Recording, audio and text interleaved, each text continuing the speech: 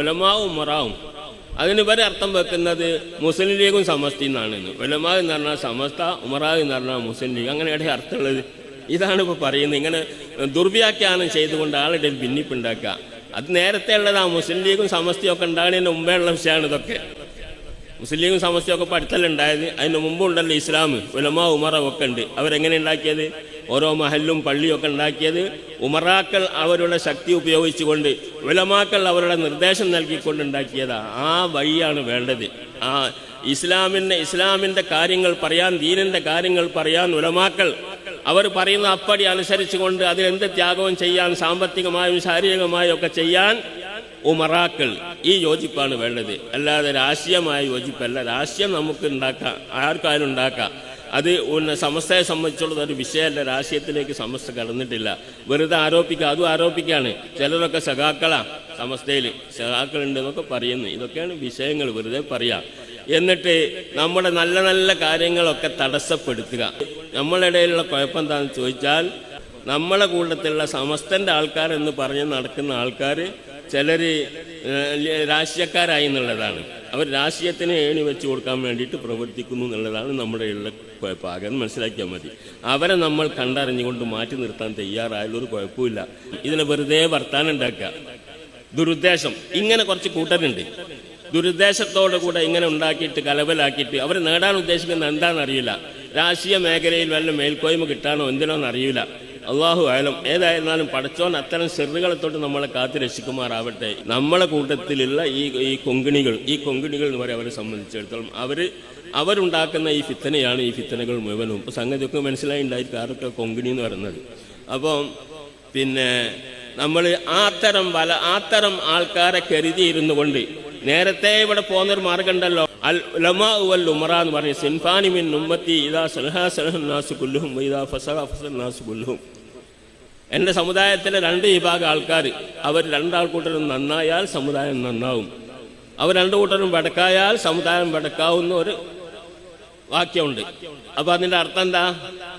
ഉലമാ ഉമറ എന്നാണത്. ഉലമാ ഉമറ ആണ് കാര്യങ്ങൾ. ഇപ്പം നമ്മൾക്കൊരു സുപ്രഭാതമുണ്ട് പത്രം. ഈ പത്രം അത് നിലനിൽക്കണം, വളരണം. അതിൻ്റെ ദുബായിൽ എഡീഷൻ തുടങ്ങിയപ്പോൾ അതിനെ മുടക്കി ചിലരൊക്കെ. അപ്പോൾ ആരും പങ്കെടുക്കരുത്, സ്വന്തം പങ്കെടുത്തില്ല, വേറുള്ളവർ പങ്കെടുക്കുന്നത് മുടക്കാൻ വേണ്ടി ശ്രമിച്ചു. ആരെടുത്താ തെറ്റ്? സമസ്ത എന്തോ ചെയ്തോ? സമസ്തയൊന്നും ചെയ്തിട്ടില്ല. മുടക്കിയവരും മുടക്കാൻ വേണ്ടി ശ്രമിച്ചവരൊക്കെയാണ് എന്താക്കി തെറ്റ് ചെയ്തത്. ഇതൊക്കെ എല്ലാവരും മനസ്സിലാക്കിയാൽ മതി. മനസ്സിലാക്കിയിട്ടുണ്ട്. മനസ്സിലാക്കിയതിൻ്റെ ഫലമാണ് പല കാര്യങ്ങളും. തഹിയ്യ ഇവിടെ പറഞ്ഞല്ലോ. തഹിയ്യ എന്ന് പറഞ്ഞ ഒരു ഫണ്ട് നമ്മൾ തഹിയ്യ എന്നൊരു ആപ്പ് വെച്ചുകൊണ്ട് ജനങ്ങളോട് ആഹ്വാനം ചെയ്തു. ജനങ്ങളെല്ലാവരും അതിൽ ഒഴുകിയെത്തി. എന്നാൽ ചിലരൊക്കെ അതിനെ നിരസിക്കാൻ വേണ്ടി ആഹ്വാനം ചെയ്തു, പക്ഷേ പരാജയപ്പെട്ടു. അള്ളാഹുവിൻ്റെ സഹായം ഈ സമസ്തയോടുകൂടെ ഉണ്ടായി എന്നുള്ളതാണ് അനുഭവം. അങ്ങനെ എല്ലാ സാധനവും അങ്ങനെ തന്നെയാണ്. ഇന്നാലഹു ലഹാഫിളു എന്ന് പറയുന്നുണ്ട്. അള്ളാഹു തആല ഇതിനെ സംരക്ഷിക്കുമെന്ന് പറഞ്ഞിട്ടുണ്ട്. ആ സംരക്ഷണം ഇവിടെ നടക്കുന്നുണ്ട്.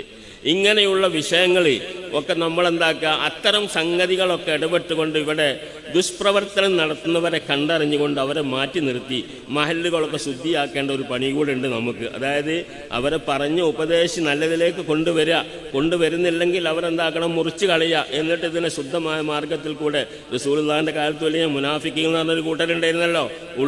ഉള്ളു വിശ്വസിക്കാതെ പുറമെ നമ്മളെ കൂടെ ഇങ്ങനെ നടക്കുന്ന കൂട്ടർ. ആ കൂട്ടരെ സംബന്ധിച്ച് ആ കൂട്ടർ തന്നെയാണ് ഈ കൂട്ടരും എന്ന് നമുക്ക് മനസ്സിലാക്കാം. അള്ളാഹു തആല കാത്തു രക്ഷിക്കുമാറാവട്ടെ. അതുകൊണ്ട് ഒരു പ്രശ്നവും നമ്മളെ കൂട്ടത്തിലില്ല. രാഷ്ട്രീയമായിട്ടൊരു ഇടപെടലും സമസ്തക്കില്ല. രാഷ്ട്രീയം സമസ്തയുടെ വിഷയമല്ല. രാഷ്ട്രീയമായിട്ടുള്ള എന്തെങ്കിലും പ്രതിവാദങ്ങൾ ഉണ്ടാക്കുന്നെങ്കിൽ ഈ പറഞ്ഞ കൂട്ടരാണ് അത് ഉണ്ടാക്കി തീർക്കുന്നതെന്ന് മനസ്സിലാക്കി അവരെ ഒറ്റപ്പെടുത്തിയാൽ മതി. അല്ലാഹു സുബ്ഹാനഹു വ തആല ഇഖ്ലാസോടുകൂടെ ദീനിന് ഖിദ്മത്ത് ചെയ്യാൻ, സമസ്തയുടെ കൂടെ ഉറച്ചു നിൽക്കാൻ. സമസ്ത പേക്കൂല, കാരണം മഹാന്മാരുണ്ടാക്കിയതാ. അതാണ് നമ്മളുള്ള ചോദ്യം. നമ്മുടെ ഇടയിൽ ഇപ്പം ചില പ്രശ്നങ്ങളൊക്കെ ഇങ്ങനെ ചിലവരൊക്കെ ഈ വാട്സപ്പ് യുഗത്തിൽ സോഷ്യൽ മീഡിയയിലൊക്കെ ഒരുപാട് കളികളൊക്കെ കളിക്കുന്നുണ്ട്. ഇവിടെ ഒന്നും നമ്മൾ ഇടറേണ്ടതില്ലല്ലോ, ഇടർച്ച വരേണ്ടതില്ല. കാരണം ഇത് വളരെ വ്യക്തമാണ്. ഇവിടെ ഈ ശുദ്ധമായ പാതയിൽ നമ്മൾ ജീവിച്ചാലേ നമുക്ക് നഷ്ടത്തിൽ നിന്ന് മോചനം കിട്ടുള്ളൂ. അതിന് വിശ്വാസശുദ്ധി വേണം, അല്ലെങ്കിൽ നഷ്ടമാണെന്ന് ഖുർആൻ പറയുന്നത്. അപ്പം അതുകൊണ്ട് നമ്മൾ എന്താക്കണം, ആ പാതയിൽ നിൽക്കണം. എന്നാലേ നഷ്ടത്തിൽ നിന്ന് മോചനം കിട്ടൂ എന്നതുകൊണ്ട് നമ്മൾ സമസ്തയുടെ കൂടെ നിൽക്കണം. പിന്നെ രണ്ടാമത്തെ കാര്യം അമിലു സ്വാലിഹാത്ത് എന്നാണ്. എന്തൊക്കെയാണ് നമ്മൾ ചെയ്യേണ്ടത്? മൗലൂദ്, റാത്തീബ് ഇതൊക്കെ കഴിക്കണമല്ലോ. മജ്ലിസുന്നൂർ അതുപോലെയുള്ള മജ്ലിസുകളൊക്കെ നമ്മൾ നടത്തണം, അതൊക്കെ ചെയ്യണം എന്നുള്ളത് നമ്മളെ പഠിപ്പിച്ചതാണ്. അത് പഠിപ്പിച്ചതിന് എതിരായിക്കൊണ്ട് ചിലർ വന്നപ്പം അതിനെന്താക്കി പ്രതിരോധിക്കാൻ വേണ്ടി സമസ്ത മാത്രമേ ഇവിടെ ഉള്ളൂ. അപ്പം അതുകൊണ്ട് അത് നടത്താൻ പറയുന്ന സമസ്തൻ്റെ കൂടെ നമുക്ക് നിൽക്കണോ, അത് നമുക്ക് ആവശ്യമാണോ എന്നാണ് രണ്ടാമത്തെ ചോദ്യം. അത് വേണം. ഇല്ലെങ്കിൽ നഷ്ടത്തിൽ നിന്ന് മോചനം കിട്ടാനുള്ള രണ്ടാമത്തെ വഴി നമുക്ക് നഷ്ടപ്പെട്ടു പോകും. അതുകൊണ്ട് നമുക്ക് നഷ്ടത്തിൽ നിന്ന് മോചനം കിട്ടാൻ ഈ വിഷയത്തിലും എന്തൊക്കെയാണ് ചെയ്യേണ്ടതെന്ന് കൃത്യമായി നമ്മുടെ മുമ്പിൽ പഠിപ്പിച്ച 4 മദ്ഹബുകളെ അംഗീകരിക്കണം എന്നാണ് ലോകം അംഗീകരിച്ചു വന്നത്. അംഗീകരിക്കാൻ പാടില്ല എന്നാണ് വഹാബികൾ പറയുന്നത്. അവിടെയാണ് നമ്മൾ എവിടെ നിൽക്കണം ചോദിക്കുന്നത്. അത് വഹാബികളുടെ കൂടെ നിൽക്കണോ അതോ സമസ്തയുടെ കൂടെ നിൽക്കണോ? 4 മദ്ഹബ് സ്വീകരിക്കണമെന്ന് പറയുന്ന സമസ്തയുടെ കൂടെ നിൽക്കണോ എന്നാണ് ചോദ്യം. സമസ്തയുടെ കൂടെ നിന്നാലേ രക്ഷപ്പെടാൻ സാധിക്കുകയുള്ളൂ. ആ 4 മദ്ഹബ് പ്രവൃത്തികളെ ബാധിക്കുന്നതാ. അമിലു സാലിഹാത്ത് എന്ന് പറഞ്ഞ് നമ്മുടെ പ്രവൃത്തികൾ എങ്ങനെയൊക്കെ ആയിരിക്കണം ചെയ്യേണ്ടത് എന്ന് കൃത്യമായി 4 മദ്ഹബുകളും കൃത്യമായി വരച്ച് നമ്മുടെ മുമ്പിൽ അവതരിപ്പിച്ചിട്ടുണ്ട്. ആ നിലയ്ക്ക് തന്നെ നിൽക്കണം. പിന്നെ അമിലു സാലിഹാത്ത് ഇല്ലല്ലദീന ആമനു വഅമിലു സ്വാലിഹാത്തി വതവാസൗ ബിൽ ഹഖ്. മൂന്നാമത്തേതാണ് തവാസൗ ബിൽ ഹഖ്. നമ്മളെ സംഘടനാ പ്രവർത്തനങ്ങളൊക്കെ അതിൽപ്പെട്ടതാണ്. അപ്പോൾ നമ്മൾ തവാസൗ ബിൽ ഹഖ് എന്ന് പറഞ്ഞാൽ ഞാനും എൻ്റെ കുട്ടികളും മാത്രം നന്നായ പോരല്ലോ. ഞാൻ പള്ളിയിൽ പോയി എല്ലാം നിസ്കരിച്ച് തസ്ബീഹും ചൊല്ലി ഇങ്ങനെ ഓതി കുത്തിരുന്നാൽ പോരാ. നമ്മളെന്താക്കണം? ആ പഠിച്ചത് ജനങ്ങൾക്ക് എത്തിക്കണം. ആ എത്തിക്കാനുള്ള മാർഗം എന്താ? തബ്ലീഗ് എന്ന് പറഞ്ഞാൽ നേരത്തെ അവിടെ വിമർശിച്ച തബ്ലീഗ് അല്ല. നമ്മൾ തബ്ലീഗ് എന്ന് പറഞ്ഞാൽ വല്യു അന്നി വലു ആയ ഒരായത്താണെങ്കിലും നിങ്ങൾ ജനങ്ങൾക്ക് എത്തിച്ചു കൊടുക്കണം. നബിയിൽ നിന്ന് കേട്ടത്, നബി സല്ലല്ലാഹു അലൈഹി വസല്ലം പഠിപ്പിച്ച കാര്യങ്ങൾ എന്താക്കണം? അപ്പടി എന്താക്കണം? എല്ലാവർക്കും എത്തിച്ചു കൊടുക്കുക എന്നുള്ളത്. ഉമർ ബിൽ ഉർഫി വൻഹ അനിൽ മുങ്കർ, നല്ലത് കൽപ്പിക്കുക, ചീത്ത നിരോധിക്കുക എന്നുള്ളതും മനുഷ്യനോട് അള്ളാഹു കൽപ്പിച്ച ഒരു കാര്യമാണ്. നന്മ കണ്ടാൽ നന്മ നാട്ടിൽ എടുത്തു കളയപ്പെടുമ്പോൾ അവിടെ എന്താക്കണം? പ്രതിരോധിച്ചുകൊണ്ട് നന്മയെ നമുക്ക് വാഴ്ത്തപ്പെടണം, നന്മ അവിടെ സ്ഥാപിക്കപ്പെടണം, തിന്മ നിരോധിക്കപ്പെടണം. ഇത് ചെയ്യേണ്ടത് ഓരോ മുസ്ലിമിൻ്റെയും കടമയാണ്. മുസ്ലിമിൻ്റെ കണ്ണിൽപ്പെട്ടാൽ മോശമായ ഒരു പ്രവൃത്തി നമ്മുടെ സമൂഹ മധ്യത്തിൽ നടക്കുന്നു എന്ന് കേട്ടാൽ അവിടെ പ്രതിരോധിക്കണം. എന്തുകൊണ്ടൊക്കെ പ്രതികരിക്കണം? മൻ റആ മിൻകും മുൻകറൻ ഫൽയുഗയ്യിർഹു ബിയദിഹി ഔ ബിലിസാനിഹി ഔ ബിഖൽബിഹി വദാലിക അദ്നൽ ഈമാൻ എന്ന് പറഞ്ഞിട്ടുണ്ട്. ആരെങ്കിലും മുൻകറാത്തിനെ കണ്ടാൽ, അനാവശ്യ കാര്യങ്ങൾ നാട്ടിൽ നടമാടുന്നത് കണ്ടാൽ അവൻ്റെ കൈകൊണ്ട് അതിനെ തടയണം, അല്ലെങ്കിൽ മനസ്സുകൊണ്ട് നാക്കുകൊണ്ട് തടയണം, അല്ലെങ്കിൽ മനസ്സുകൊണ്ടെങ്കിലും വെറുക്കണം. അവനോട് സഹകരിക്കരുതെന്നർത്ഥം. നമുക്കിപ്പോൾ ഒരു തിന്മ പരസ്യമായിട്ട് ചെയ്യുന്ന ഒരു മനുഷ്യനെ നമുക്ക് കൈകൊണ്ട് തടയാൻ കഴിയില്ല, നാക്കുകൊണ്ടും തടയാൻ കഴിയുന്നില്ലെങ്കിൽ മനസ്സുകൊണ്ടെങ്കിലും വെറുക്കണം എന്നാണ്. അപ്പോൾ വഹാബി മൗദൂദികളോടൊക്കെ മനസ്സുകൊണ്ടെങ്കിലും എന്താക്കണം? വെറുക്കണം. ഒന്നും ചെയ്യാൻ കഴിയുന്നില്ലെങ്കിൽ മറ്റൊന്നും നമുക്ക് ചെയ്യാൻ കഴിയുന്നുണ്ട്. സമസ്ത ചെയ്തുകൊണ്ടിരിക്കുന്നുണ്ട്, അതിന് പ്രതിരോധിക്കുന്നുണ്ട്. എല്ലാ നിലക്കുള്ള പ്രസംഗങ്ങളും പ്രസിദ്ധീകരണങ്ങളെ കൊണ്ടൊക്കെ അതിനെ പ്രതിരോധിച്ചുകൊണ്ട് അവരൊരു മൂലക്കാക്കിയിട്ടുണ്ട്. ഈ പ്രവർത്തികൾ ചെയ്യണം എന്നുള്ളതാണ് തവാസൗ ബിൽ ഹഖ് എന്ന് പറയുന്നതുകൊണ്ട് ഉദ്ദേശിക്കുന്നത്. ഹക്ക് എന്താക്കുക? ഉപദേശിക്കുക. ഇതിനാണ് സംഘടന അത് ചെയ്തുകൊണ്ടിരിക്കുന്നു. അപ്പം രക്ഷ കിട്ടുന്ന, നഷ്ടത്തിൽ നിന്ന് മോചനം കിട്ടാൻ വേണ്ട 3 പടികൾ അതാണ്. മേഖലയിൽ പ്രവർത്തിക്കുമ്പം കല്ലേറുകൾ ഉണ്ടാകും, മർദ്ദനങ്ങൾ ഏൽക്കേണ്ടി വരും. അപ്പം അത് ഇട്ടിച്ച് പോരുത്. എനിക്കിതിനാവൂല, എനിക്കെന്തിനാ ഞാൻ എൻ്റെ പുരയിൽ പോയി കുത്തിരുന്നാൽ പോരെ എന്ന് പറയാൻ പറ്റില്ല. ഇതിനിറങ്ങി പ്രവർത്തിക്കുക വേണം. ഏറും കുത്തുമൊക്കെ എല്ലാവർക്കും കിട്ടിയിട്ടുണ്ട്.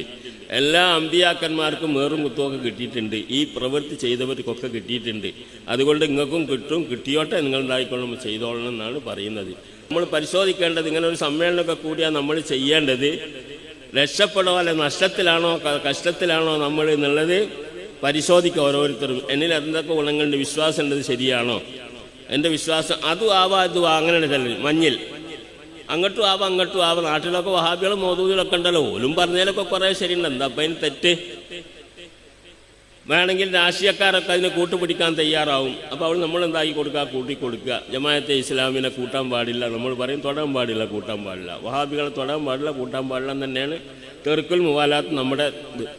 പിന്നെ നേരത്തെ സയ്യിദുൽ പറഞ്ഞതുപോലെ നമ്മൾ മറ്റു മതക്കാരോടൊക്കെ പെരുമാറുന്നില്ലേ? മറ്റു മതക്കാരോട് നമ്മൾ പെരുമാറുന്നില്ല, അവരുടെ മതം ശരിയായതെന്ന് അംഗീകരിക്കുന്നതുകൊണ്ടല്ലോ. ആ നിലക്കൊക്കെ ദുനിയാവിലെ ചില കാര്യങ്ങളിലൊക്കെ അങ്ങനെ ഇടപെടാന്നുള്ളതാണ് സയ്യിദുൽ ഉലമ പറഞ്ഞതിൻ്റെ അർത്ഥം. അത് മനസ്സിലാക്കണം. അതിനെ ദുർവ്യാഖ്യാനം ചെയ്തുകൊണ്ട് പല വേറെ കോണുകളിലേക്ക് കൊണ്ടുപോകുന്നവരുണ്ട്. അവരെ നമുക്ക് മനസ്സിലാക്കാൻ സാധിക്കും. അത് നല്ല ഉദ്ദേശത്തോടു കൂടെ അല്ല. ഉരീദ ബിഹിൽ ബാത്തിലിനാണ്, നല്ല വർത്താനാണ്, വർത്താനം നന്നു, പക്ഷേ അതെന്താണ് ബാത്തിൽ ഉദ്ദേശിച്ചുകൊണ്ട് നടത്തുന്ന പരിപാടിയാണ്. സയ്യിദുൽ ഉലമ ആ പറഞ്ഞതിൻ്റെ ഉദ്ദേശം അതാണ്. അതുപോലെ സയ്യിദുൽ ഉലമ പറഞ്ഞ പല കാര്യങ്ങളും ഇന്ന് ദുർവ്യാഖ്യാനം ചെയ്തുകൊണ്ടിട്ട് പലരും നമ്മുടെ ഇടയിൽ നടത്തുന്നുണ്ട്. ഇപ്പം നമ്മുടെ ഇടയിൽ പിന്നെ സമസ്തയിൽ കുഴപ്പമുണ്ട് എന്നൊക്കെ പറയുന്നവരുണ്ട്. ഒരു സംഗതി പറഞ്ഞാൽ എന്തൊക്കെ ഉണ്ടല്ലോ ഈ സോഷ്യൽ മീഡിയയിൽ അങ്ങോട്ടും ഇങ്ങോട്ടൊക്കെ നടക്കണ്ടല്ലോ. നമ്മൾ മറച്ചു വെച്ചിട്ട് കാര്യമില്ലല്ലോ. ചിലതൊക്കെ നമ്മൾ പറയണമല്ലോ, പറഞ്ഞിട്ടൊക്കെ അറിയിക്കുകയൊക്കെ ചെയ്യണം. അതുകൊണ്ട്